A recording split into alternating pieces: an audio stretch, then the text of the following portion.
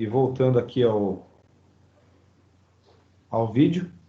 Bem, meu nome é Nilton Bonifácio, eu sou sargento do Corpo de Bombeiros do Estado de São Paulo e trabalho na região central de São Paulo. Essa daqui é minha esposa. Meu nome é Carmen, sou enfermeira obstetra de uma rede privada num hospital no ABC. A gente está aqui para falar sobre as dificuldades que a gente encontrou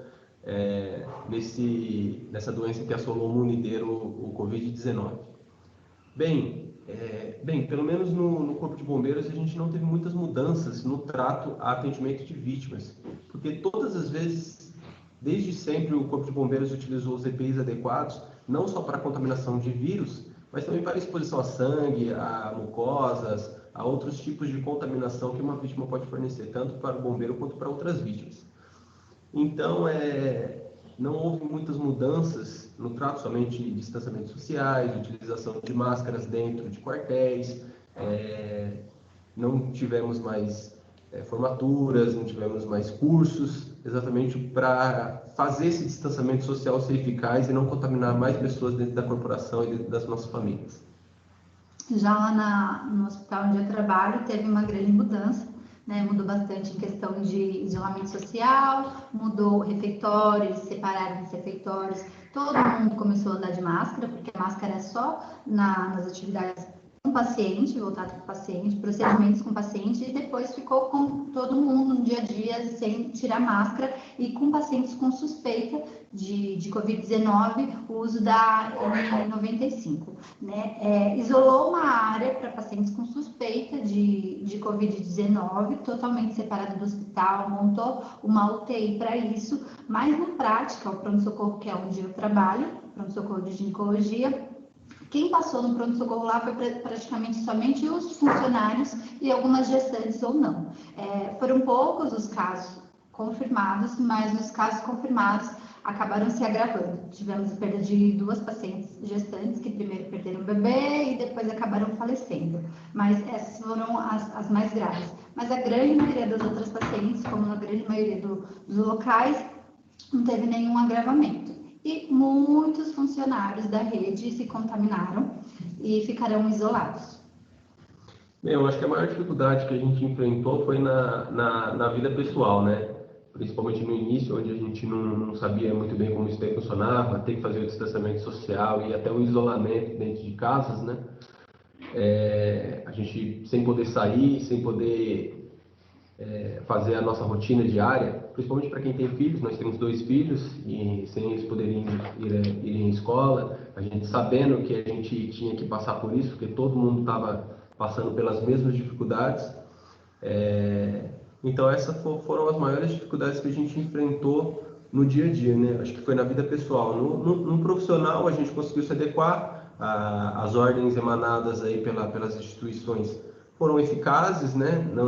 Nada absurdo e nada diferente do que a gente já enfrentava no dia a dia antes dessa doença. Então, a gente espera que passe logo, que chegue a cura, né? Chegue a vacina e ninguém mais precise ficar com medo, né? Mas sabe que os métodos que a gente utiliza diariamente, se trabalhado certinho, se feito corretamente, a gente sabe que pode evitar o mal maior, né? É isso aí. A utilização dos EPIs é o que a gente pode fazer, a princípio, né? E utilizando da maneira correta, a gente não se contamina, assim como nós não nos contaminamos até agora. Graças a Deus. Obrigado. Obrigada. Tchau, tchau. Todos ouviram bem? Sim. Ok, eu vou tentar agora trazer o do Alexandre, tá bom? Que é o enfermeiro do SAMU, que contribuiu com a gente hoje aí também. Só um minuto.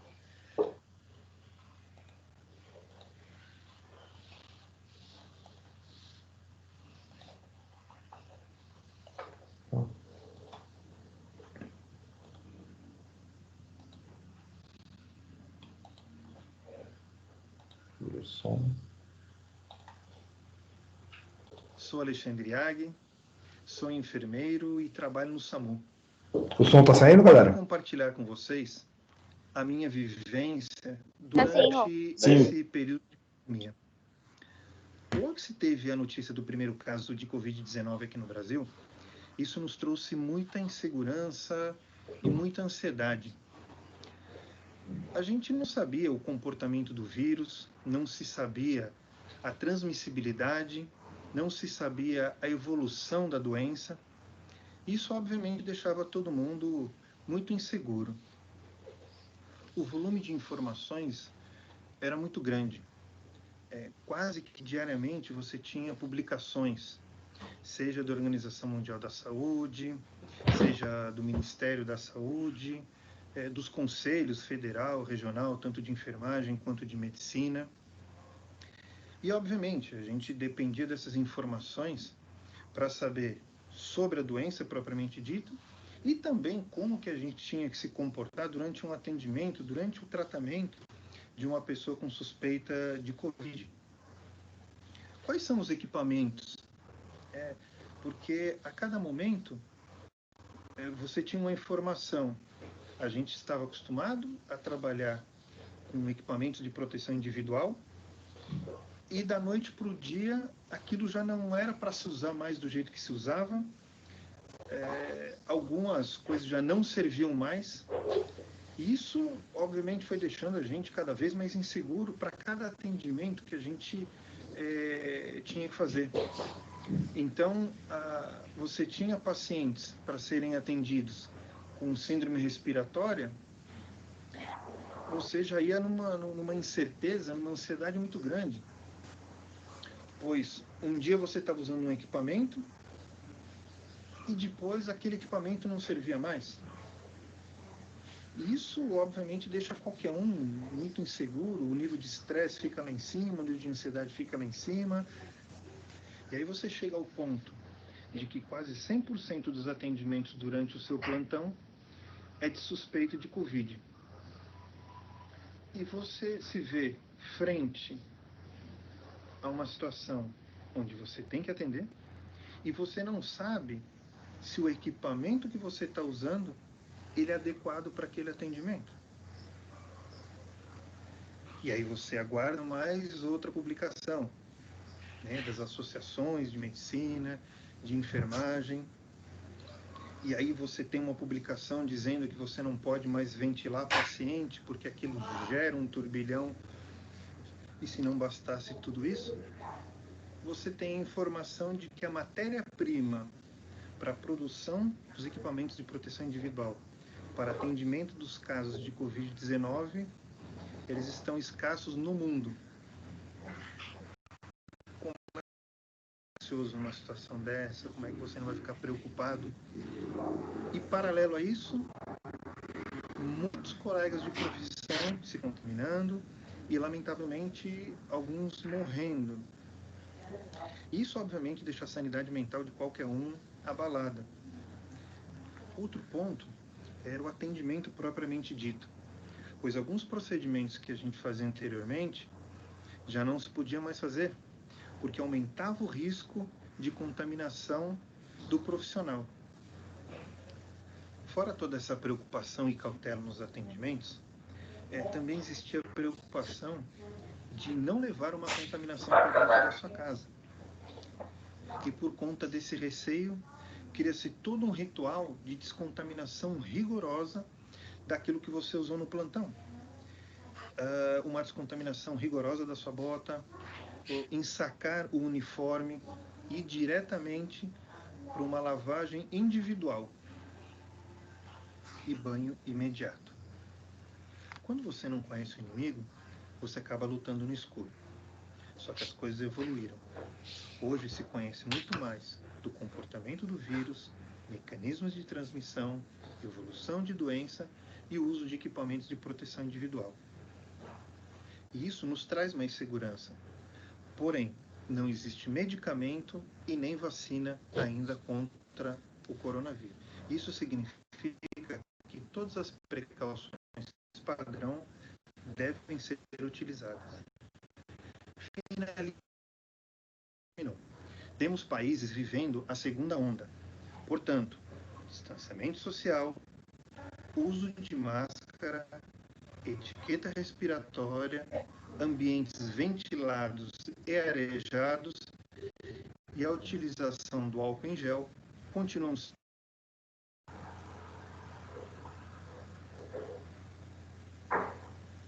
Bom, então esse foi o Alexandre, né? Foi o segundo profissional aí que contribuiu para o nosso trabalho hoje. E vamos tentar subir o Marcelo aqui, vamos ver. Oi, pessoal, tudo bem?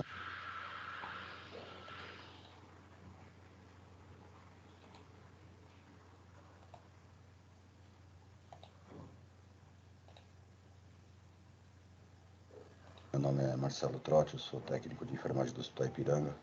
Tive a honra de ser convidado pelo sargento Rodrigo Bortolo, do Corpo de Bombeiros do Estado de São Paulo, para falar um pouquinho da nossa vivência como profissional da saúde durante esse período da pandemia.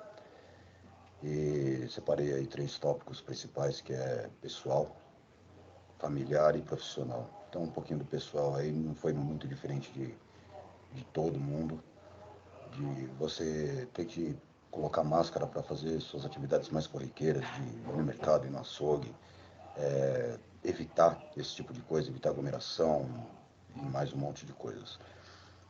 O aspecto familiar que pegou bastante, pegou algumas pessoas de jeito, porque teve que se privar de visita de familiar e tudo mais. Eu mesmo deixei de visitar minha mãe por causa disso, com medo de levar alguma coisa.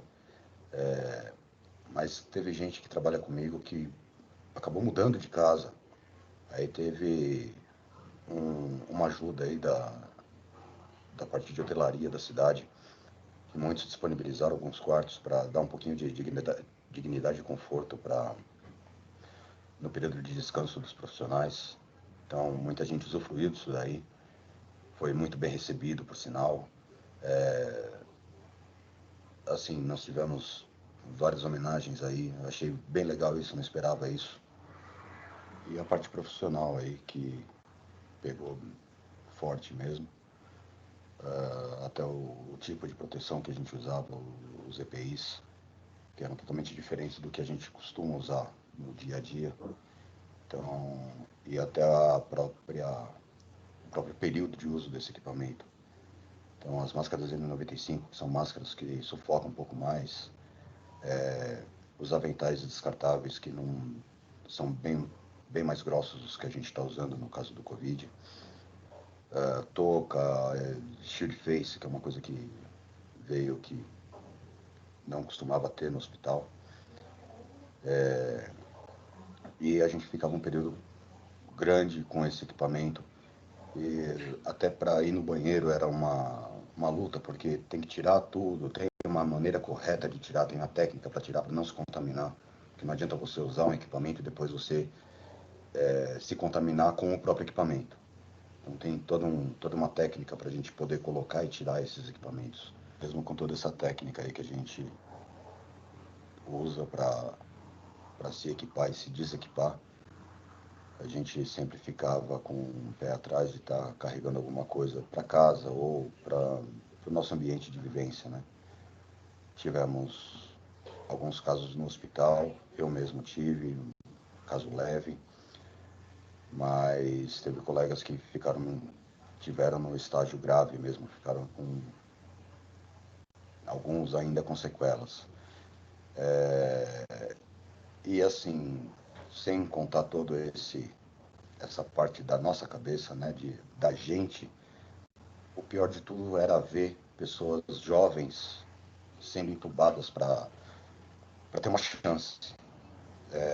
Não tivemos falta de equipamento no hospital, isso aí não posso falar que teve, porque não teve.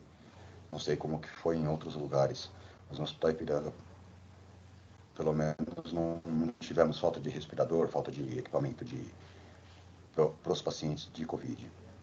Tivemos um aumento grande de profissional, pessoas que tinham prestado concurso, que foram contratadas em caráter de emergência para suprir o quadro de funcionários. Algumas férias foram canceladas no auge da pandemia, quando estava quando a lotação do hospital estava bem alta. Não tenho informação se chegou a 100% de ocupação dos leitos, mas tinha bastante caso. Acredito eu que em alguns momentos chegou a 100%. E assim, não foi uma coisa que começou e terminou, ainda está durando ainda.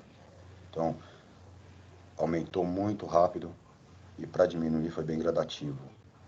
Hoje, no hospital, a gente ainda tem uma ala ainda específica para internação de pacientes de Covid.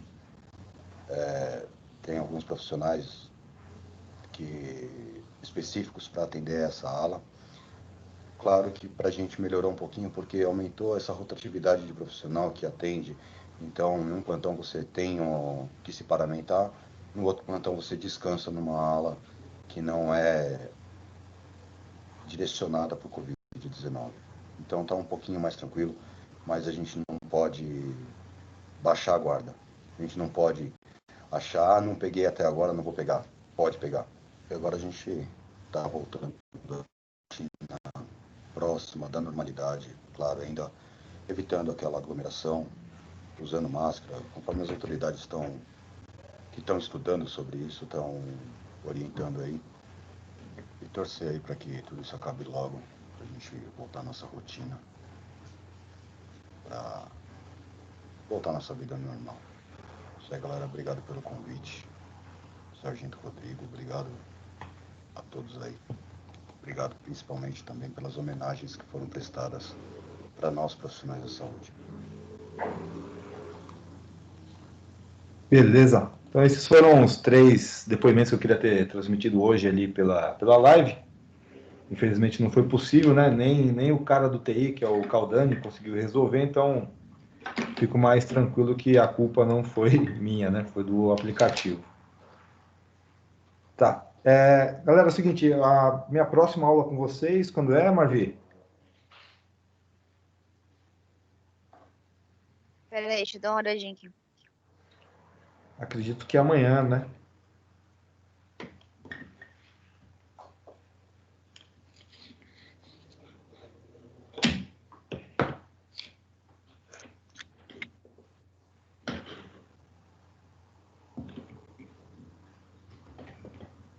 Pô, enquanto a Marvi dá uma olhada lá, o Rafa, tá ouvindo aí?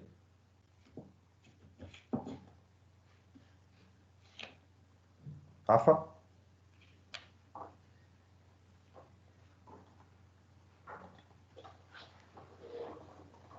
Pô, amanhã é aula sua, Ok. depois só na sexta. Na sexta, né? Tá bom. Então amanhã a gente vai É entrar na amanhã parte e de. sexta. Tá. Amanhã a gente entra na parte de legislação do Corpo de Bombeiros, tá? A gente vai começar a dar uma lidinha nos decretos.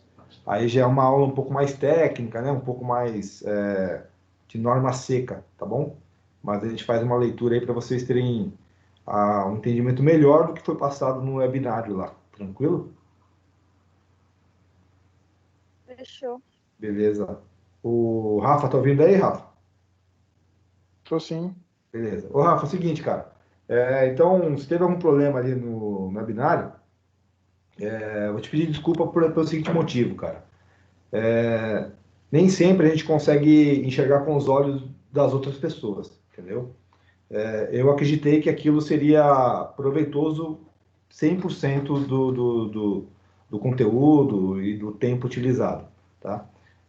Se houve alguma falha nesse processo de aprendizado aí, então fica tranquilo que a gente vai tentar suprir aí o que falta, tranquilo? Mas aí eu preciso que vocês fomentem esse ciclo de informações agora, tá bom? O que faltou, Rodrigo, eu assisti tal palestra e voei completamente porque eu não estava entendendo nada do que foi dito lá. Então isso vai provar para mim que tem alguma lacuna aí que faltou de informação para os senhores. Mas eu preciso que vocês passem isso para mim amanhã, tá bom? E aí amanhã a gente já entra com legislação e a gente faz esse outro bate-papo aí para ver o que está faltando para os senhores, beleza? Tranquilo. Sim.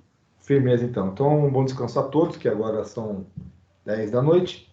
E amanhã nos vemos às 20 horas. Perfeito? Fechou. Perfeito. Perfeito. Falou, então, bom descanso para vocês aí. Até amanhã. Até amanhã.